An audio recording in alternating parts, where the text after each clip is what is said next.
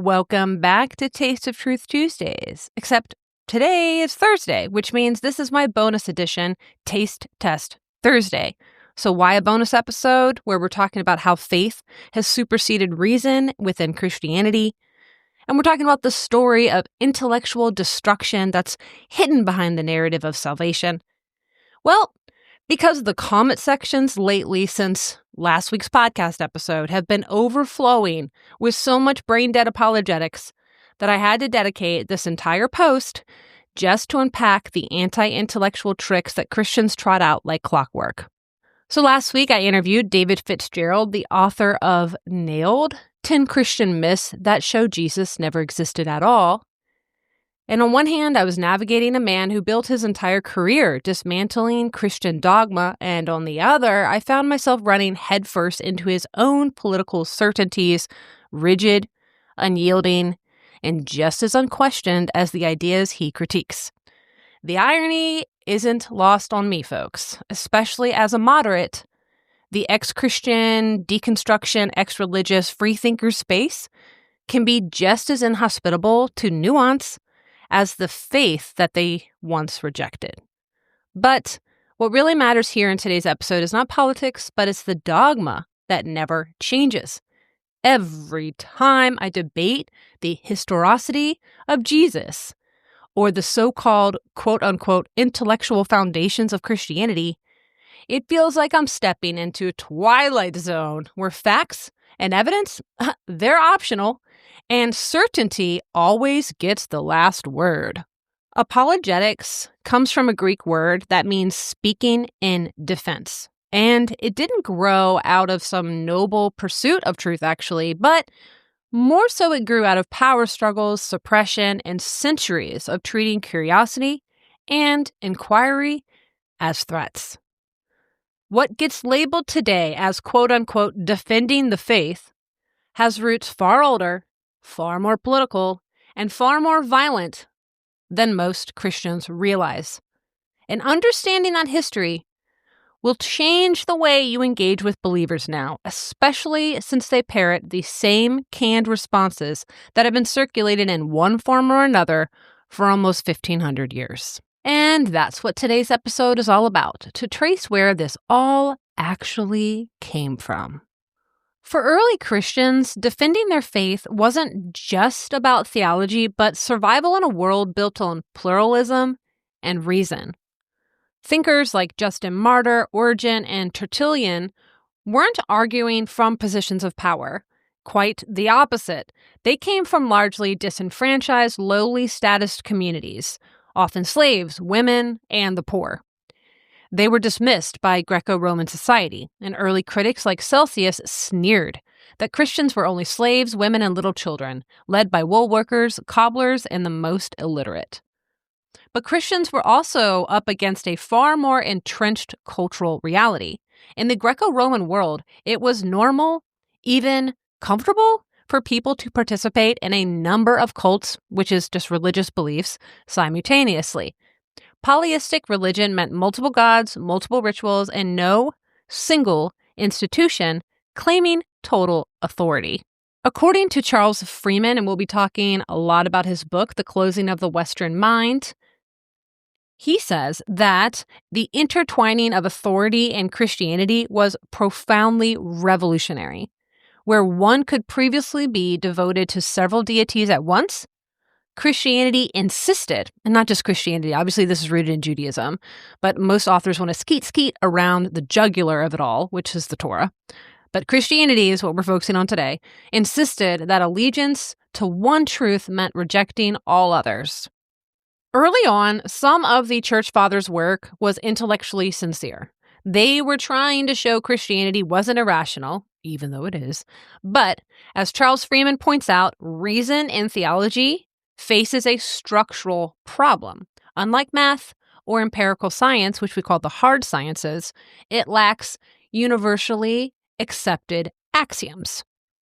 So axioms are like things we all agree on.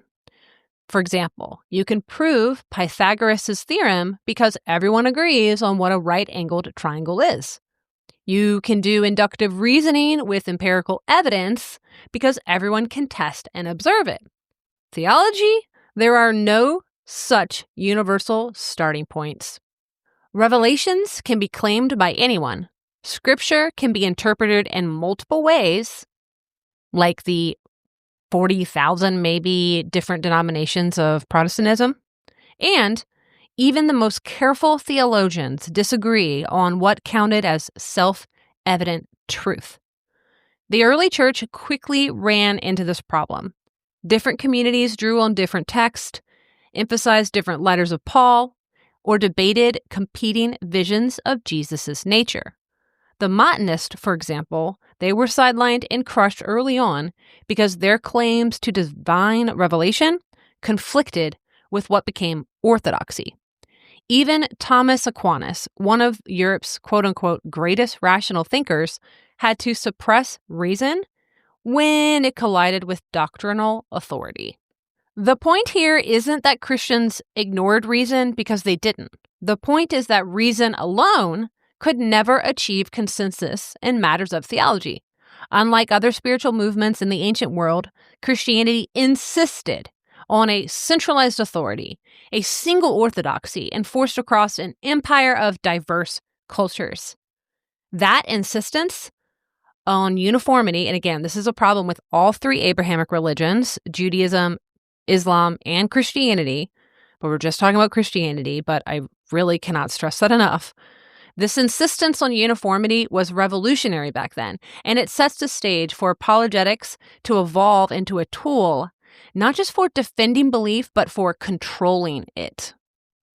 So once Christianity fused with political power, especially after Constantine, apologetics shifted again.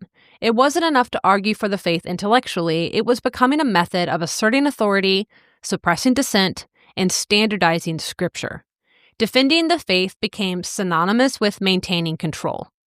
What started as reasoning with skeptics gradually transformed into a mechanism to enforce orthodoxy across the Christian world. It stopped being, here's why I believe, and became, here's why everyone must. As imperial authority was crumbling in the West, this is when the bishops of Rome gained political backing, and apologetics morphed into a tool for defining orthodoxy, a justification for suppressing dissent, a way to control access to scripture, and a mechanism of dominance rather than debate. And this shift marks the beginning of Christianity's long relationship with enforcing belief rather than exploring truth, a pattern that shapes the modern faith more than its followers may realize. The darkening age, when suppressing ideas become holy work. So podcast listeners, in the show blog, I have a very old photo artwork piece from 1585 titled The Triumph of Christianity Over Paganism. And so this book, The Darkening Age by Catherine Nixie, The Christian Destruction of the Classical World, I'm going to be doing a whole podcast episode on it. We're just going to talk about it a little bit here. So Christian doctrine and its allegiance with political power didn't just close off types of questioning. It actually restructured the very social fabric of religious life. You know, early Christians weren't only claiming a new faith, they were demanding a new kind of loyalty built around the singular authoritative orthodoxy. And Catherine Nixie's book does not sugarcoat this period. Christianity's rise didn't just change the spiritual landscape, it also reshaped the intellectual world through force. At its heart, the book is a painful reminder of just how much was lost due to zealotry and religious dogma. Nixie challenges the conventional narrative of Christianity, quote-unquote, saving Western civilization by exposing the far darker story. Philosophers were beaten, tortured, interrogated, exiled, murdered, their beliefs forbidden, intellectual traditions silenced. As the historian John Polini observes, modern scholarship has often downplayed or overlooked these attacks, even presenting Christian destruction in a positive light. Between the 4th and 6th centuries, pagan temples were smashed or repurposed, statues were mutilated, philosophical schools were closed, and entire libraries, like the Library of Alexandria, and works of classical literature were burned or erased. I remember learning about that as a child and being so messed up in the head. I still grieve at what was lost. It said that 99% of Latin classical literature has been lost. And the destruction wasn't without precedent.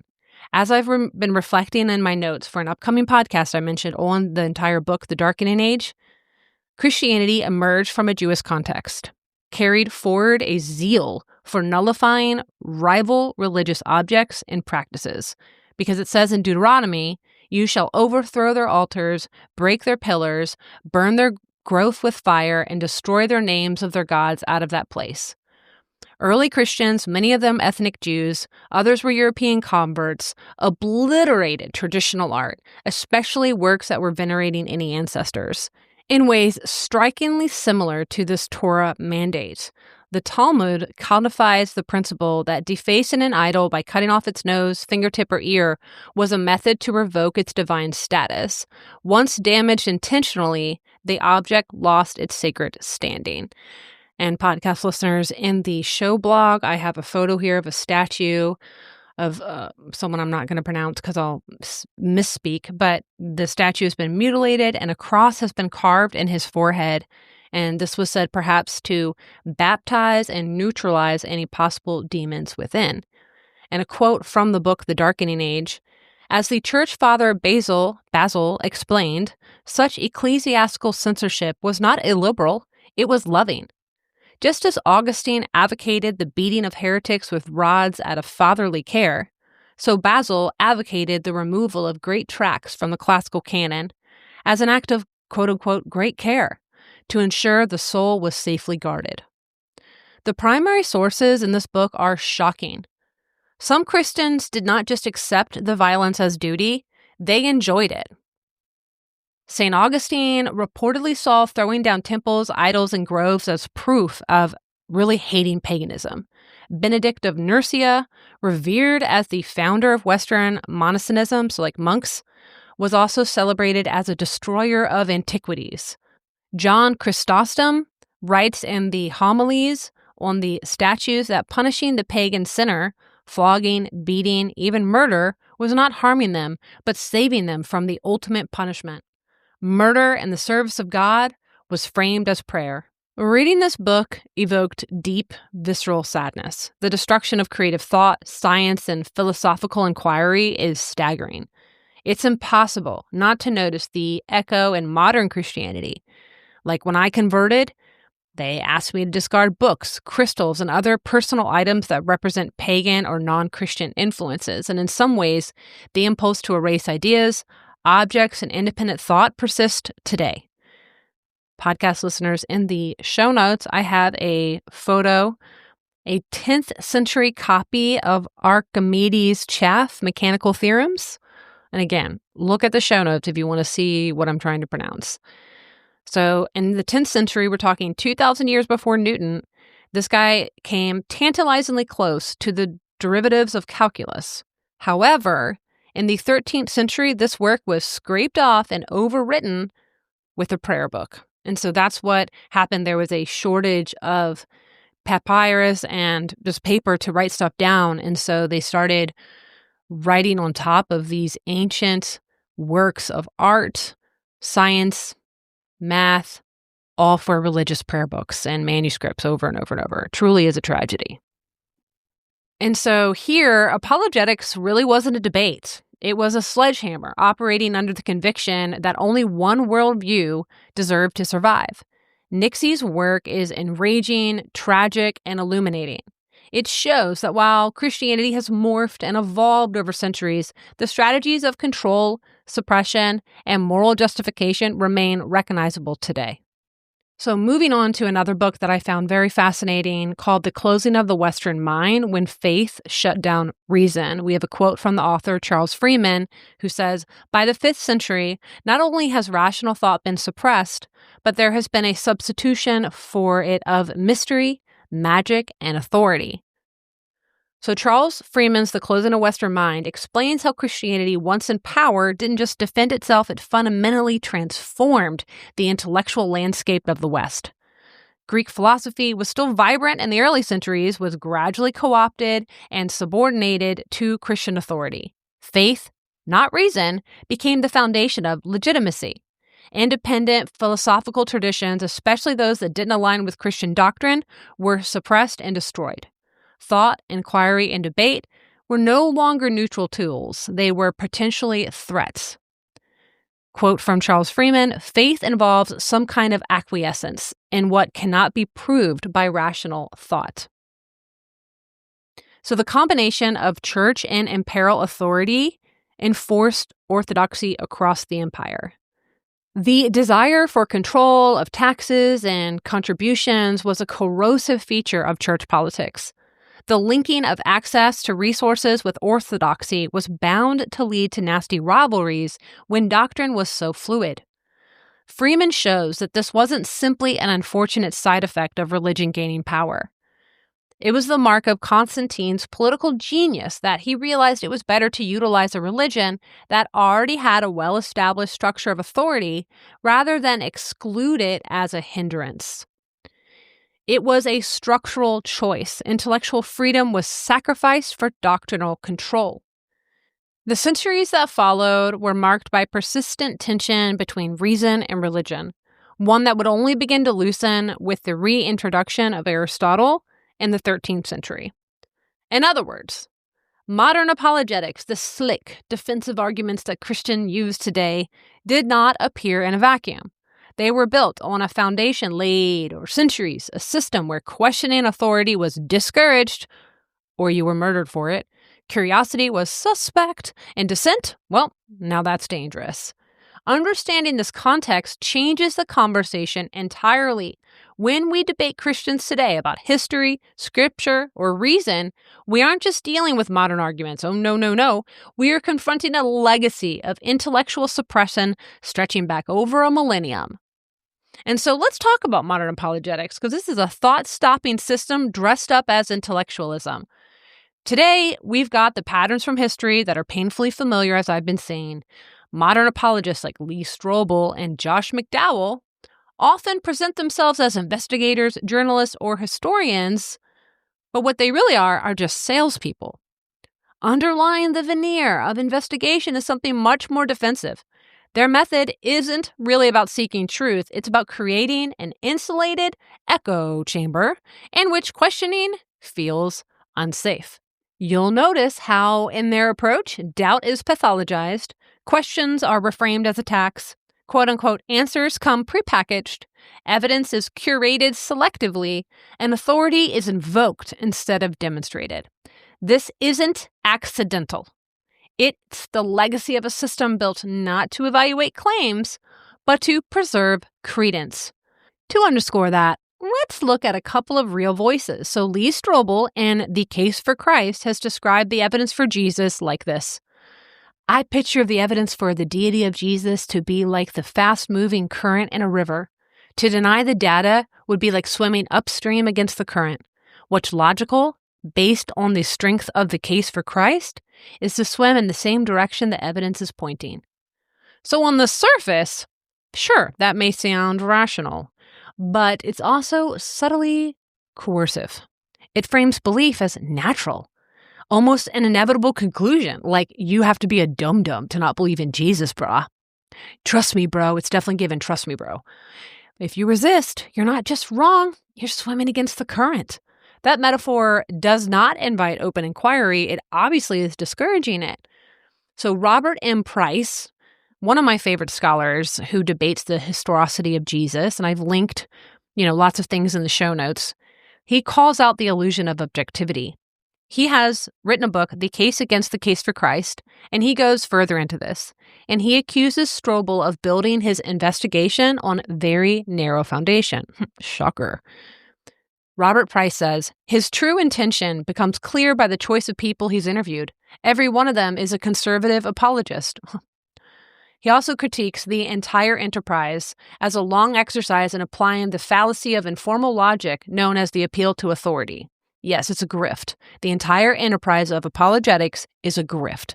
That means making money off of vulnerable people. By highlighting that Strobel only interviews like-minded evangelical scholars, Price argues that Strobel never really engages with real skepticism or dissent. Instead, he reinforces what his audience already believes with authority, not argument. Why this matters. It's thought stopping by design. Strobel's river metaphor isn't an invitation to inquire, it's a mental funnel. It teaches you to treat questions as temptations and answers as pre-selected. That's classic thought stopping. Reframe uncertainty as spiritual danger, and the search ends before it even begins. Selection bias on display. Price highlights how most quote-unquote investigations in apologetics aren't really investigations at all. They're confirmation exercises. The conclusions are fixed, and the evidence is hand-picked to match. Doubt will get pathologized, alternative explanations get caricatured, and any data that threatens the thesis gets quietly dismissed as liberal secular scholarship. Authority over evidence. A hallmark of thought-stopping systems is the outsourcing of your sovereign agency. Rather than wrestling with contradictory ideas, you're told to trust select authorities who have already done the work for you. The message is subtle but effective. Don't think, defer. And the more you defer, the easier it becomes to confuse loyalty with truth. Lastly, identity first, truth second. When belief is woven into group identity, truth loses its priority. And we're going to talk about this more later. In that ecosystem, bad arguments don't weaken the faith, they actually strengthen belonging. The goal shifts from discovering what's true to protecting who we are. And that's why apologetics so often functions as thought-stopping. It reinforces identity boundaries rather than expanding understanding. And this is the scandal Christians don't want to acknowledge. Historian Mark Noll famously wrote, "The scandal of the evangelical mind is that there's not much of an evangelical mind." And his critique isn't just an evangelical problem. He's describing a deep pattern that Christianity has carried for centuries. Long before Darwin, before fundamentalism, before American politics ever touched a pulpit, Christians had already built an intellectual culture that favored authority over investigation, doctrine over open debate, and preservation over exploration. Noll shows how early Christian communities learned to treat intellectual life as something to be, quote-unquote, managed rather than expanded. Church leaders policed ideas to protect unity. Questioning official teaching wasn't framed as curiosity, it was framed as disloyalty. That instinct has hardened over time. Through the medieval church, the Reformation, and the rise of Protestant denominations, Christians inherited that same reflex. The safest mind is the obedient mind. By the time evangelicalism appeared in America, the pattern was already set. What looks like modern anti-intellectualism is really just the latest expression of something much older, a tradition that trained generations to fear the consequences of independent thought. Seen through Noll's lens, apologetics suddenly makes perfect sense. It's not an attempt to think freely. It's an attempt to stabilize belief. It functions exactly the way a system built on centuries of intellectual gatekeeping would function. It's exactly the way it's designed to. So credence versus belief. Why arguments about Jesus go nowhere. So one of the most clarifying concepts on understanding why Christian apologetics often feel impervious to evidence comes from Neil Van Leeuwen's work, Religion as Make-Believe, specifically on religious credence.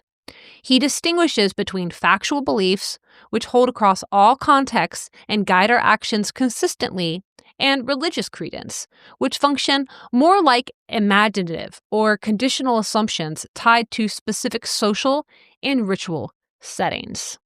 Let me explain.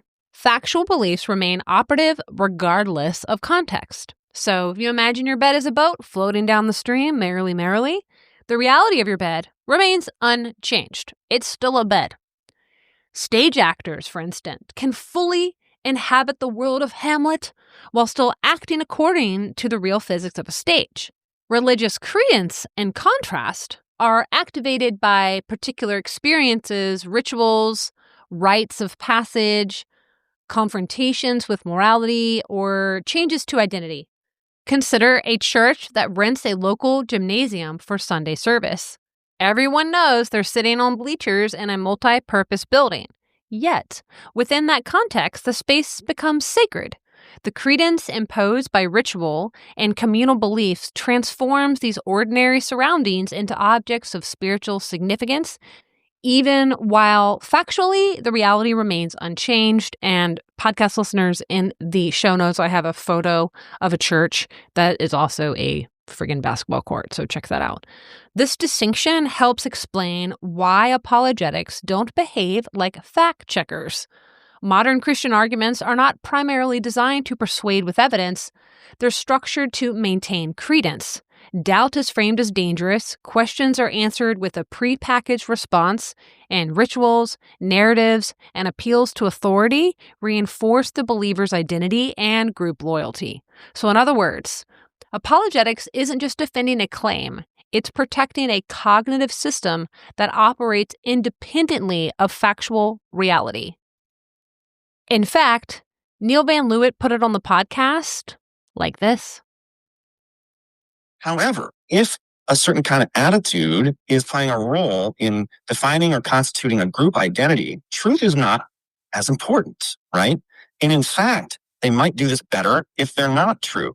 So, for example, let's take a fanciful example. Say, Megan, you and I, let's make a religion. All right, what should we have as our guiding doctrine? Well, dogs have teeth, cats have tails.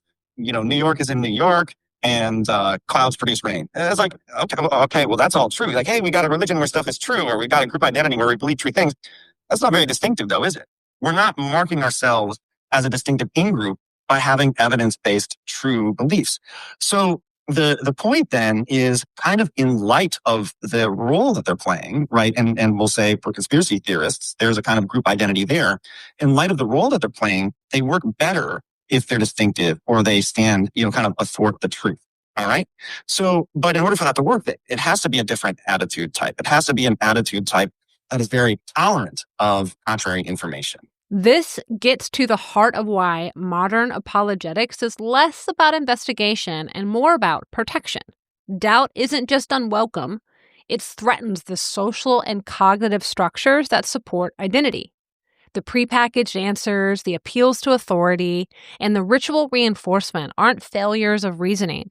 They're deliberate mechanisms to safeguard credence, keeping the believer anchored in a worldview that serves the group, not necessarily the facts. And this is why arguments about Jesus' historicity feels like Groundhog Day. You're not dealing with beliefs designed to track reality. You're dealing with identity-protecting narratives designed to resist reality.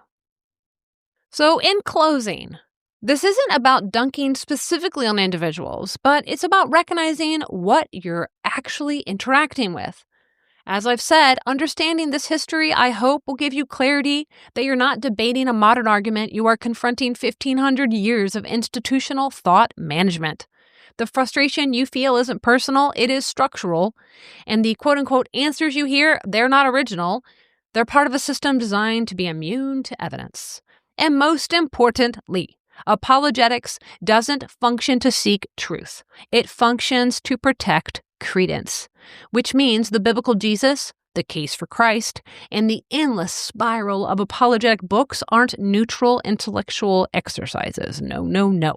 They're artifacts of a culture built on suppressing alternative ideas, discouraging inquiry, and elevating belief above accuracy.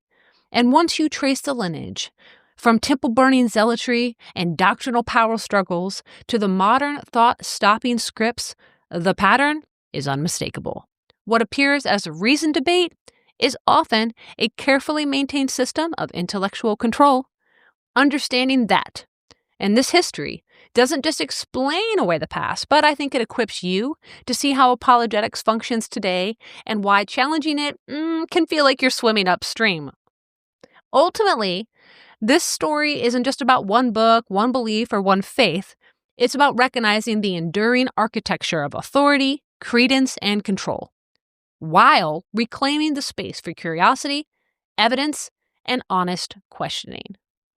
Woo, that's all I have for you today, folks. And this is a little longer than I anticipated, We've got some exciting episodes coming up. So next week, I believe it should drop. I am interviewing my good friend Stephanity, and she has recently had some research published, and it's so exciting. It's definitely going to blow your mind and push outside the boundaries of what you would think if you believe in Western allopathic medicine. But hey, that's what we're all about here, staying curious, embracing skepticism.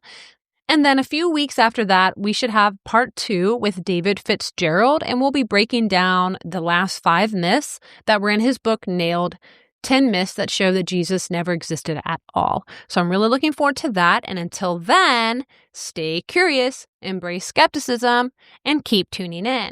Have a great week.